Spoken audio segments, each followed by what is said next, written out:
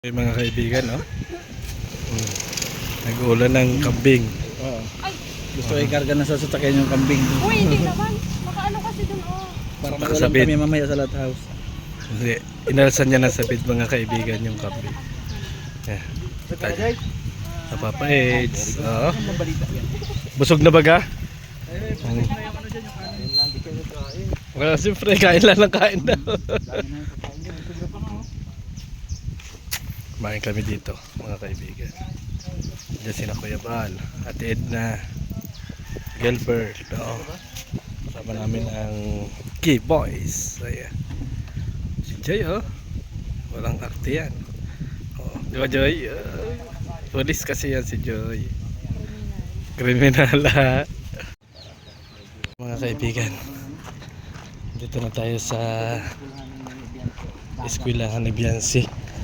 Ayan o, yung eskwelahan ni Biancy, mga kaibigan, kung saan papaalam ni na Kuya Balat na tid na si Biancy para makasama sa Hong Kong, mga kaibigan.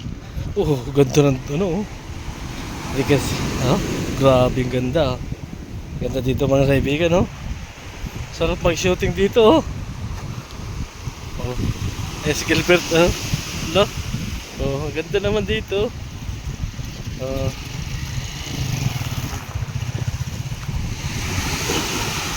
Ganda nga naman din, mga kaibigan, ala, kita nyo yan, ayun yung school na Biancy, mga kaibigan, sa kabila na yan.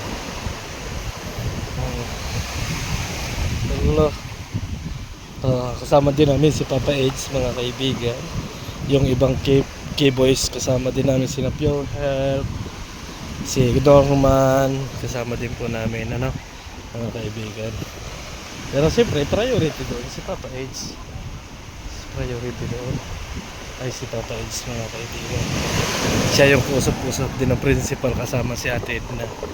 Diba, ganyan ka-supportive po, mga kaibigan, mga kalingap, si Ate Edna at Kuya Bal Santos Matubang. Ang ganda ng paligid dito sa serye na ito, kaya wag ninyong sirain, mga kaibigan, kasi napaka-supportive ni Ate Edna dyan. Talagang todo support sina Kuya Bal Santos Matubang at Ate Edna sa dalawa. Kaya wag nating ibig sabihin yung mga issue na pinalalabas, mga kaibigan, ay ignore lang yan, kasi hindi naman totoo yan. Kita nga natin, mga kaibigan, kay Papa Eds na excited siya na makita si Bibi Biancy, diba, mga kaibigan? Kala nyo, diba, excited siya, mga kaibigan, na siya mismo yung makakausap ng principal at may paliwanag din yung side niya, diba? Sana ay payagan si Bibi Biancy ng school na bago yung schedule ng UGT ni Biancy, mga kaibigan. Ito na paligid, ayun pala si Starax. Andyan sila, andyan tayo kanina, mga kaibigan, kaso lang lumabas tayo, dito tayo sa tabing dagat ngayon. Ayan, so mamaya uli, mga kaibigan, i-update ko kayo para alam natin kung ano na yung mga nangyari, mga kaibigan, mga kalingap, ganda ng paligid, ang sarap dito, nakaka-relax kasi dito, mga kaibigan. Mamaya may interview din natin siguro si Papa Eds sa mga bagay-bagay para mas maganda. So kaka-relax dito, mga kaibigan, nakaka-relax. Kita mo, ganda ng dagat dito. Ganda ng dagat dito, Gusto ko lang bago doon, gusto ko lang maligo talaga. ba't di ka maligo? Hindi ka naman naliligo, Mababasa tayo Mabuti kung pagkinan tayo doon sa 100. Ay siksikan tayo, ay katabi ko naman si Papa Eds. Katabi ko si Papa Eds, mababasa siya. Hindi tayo pwedeng magligo. Tabi mo pala si Papa Eds? Katabi ko si Papa Eds. Buti hindi ka na in love kay Papa Eds. Buti hindi ka na in love kay Papa Eds. Ay, kaburo ko si Papa Eds. Kaburo pala. Hanggang dikit yun. Alam mo naman kami. Oo. Pag nagsasama kami niyan, Ah. talaga. Oh! Kinikilig ka? Ano sa palagay mo, Hindi ako Gilbert? mapalagay talaga. Kasi maraming Asian na sinasabi nila na may shoota si Papa Eds. Ano sa palagay mo? Ay, hanggat hindi nila nakikita, huwag silang basta-basta maniniwala. At saka kasama natin si Papa Eds kung may Oo. girlfriend yun mga kaibigan Kasi eh. yung mga Hindi yun yung ano. mga skrupulo lang, Mm-mm. wala yan, hearsay lang. Oh, Walang kwenta hearsay. yan. Yan tinatawag na nonsense. Nonsense. Nonsense. English yun ah. Hindi naman nila nakikita. Oo. Napapakinggan lang nila sa mga chirichismis. Oo. Kapag naniniwala na. Oo. huwag Tayo tayo yung nandito, basta-basta di ba? maniniwala. Tayo nandito at nakakasama ni Papa Oo, Eds. tayo nakakasama. Sa atin sila maniwala. Mm-mm. Tama yan. Kasi Papa Eds, hindi niya yung gagawin kay kay Baby Biancy niya. Kay Wife niya. Hindi niya yung gagawin. Walang mahal ni Papa Eds si Biancy talaga. Ayun. Salamat. So ayan naman mga kaibigan si Starak oh. Ayan oh. Ayan. Ating interviewin si Starak. Ando siya sa loob ng bakod eh. Oh, ayan oh. So ayan ang mga kalingap si Starak oh. Tatanungin din natin mga kaibigan kung ano yung nakikita nila.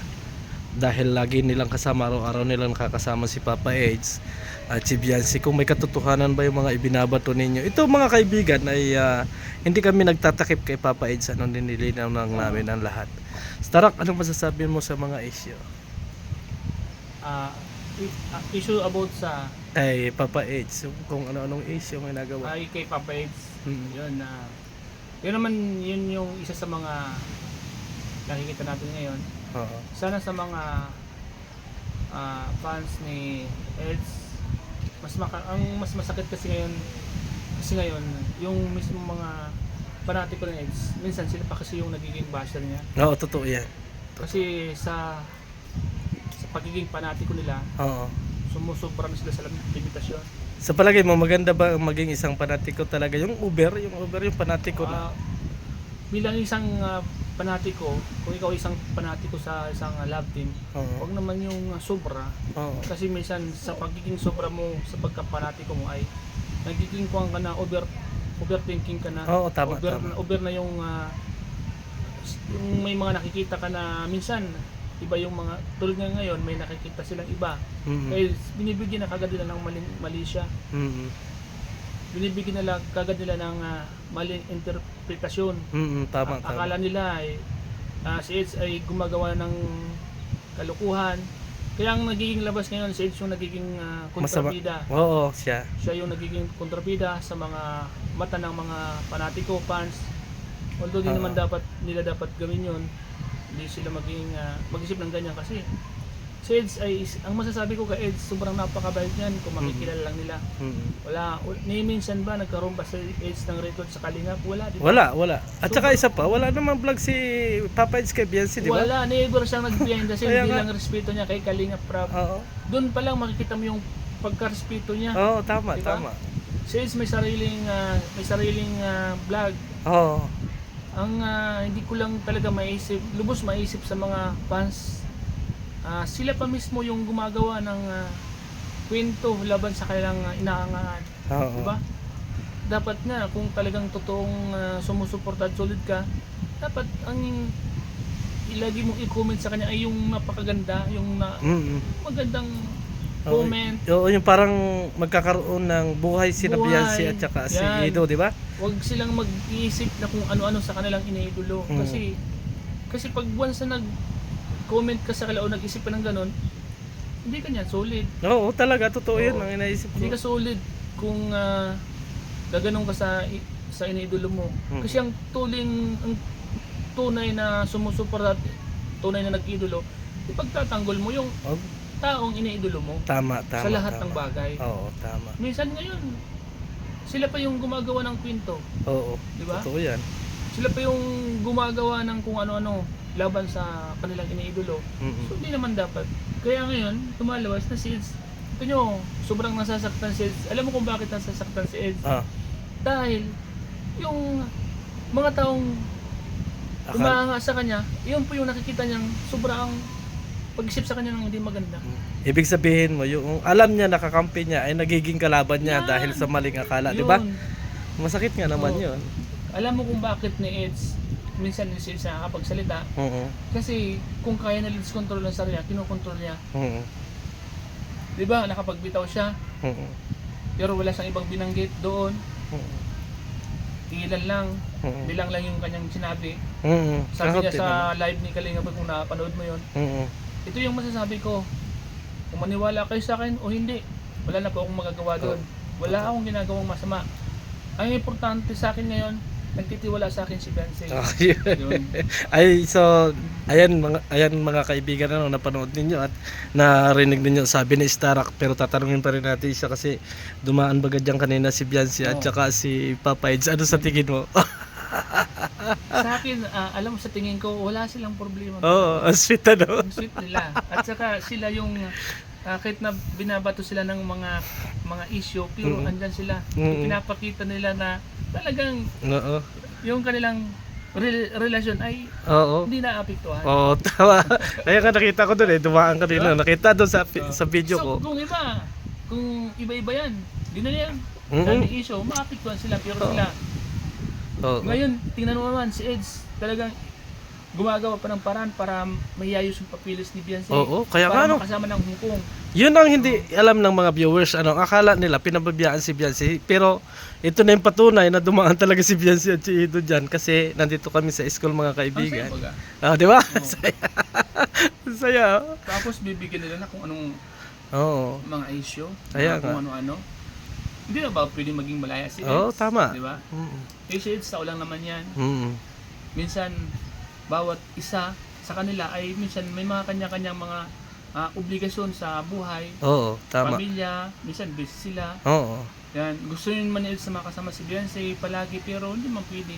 Kasi may napasok man si Beyonce. Napasok, and then, siyempre may mga inaasikasuhan. May mga times silang dalawa talaga nagsasama talaga. Oo. Ay, bulong yan, ha. Totoo yun. Ito, tingnan mo.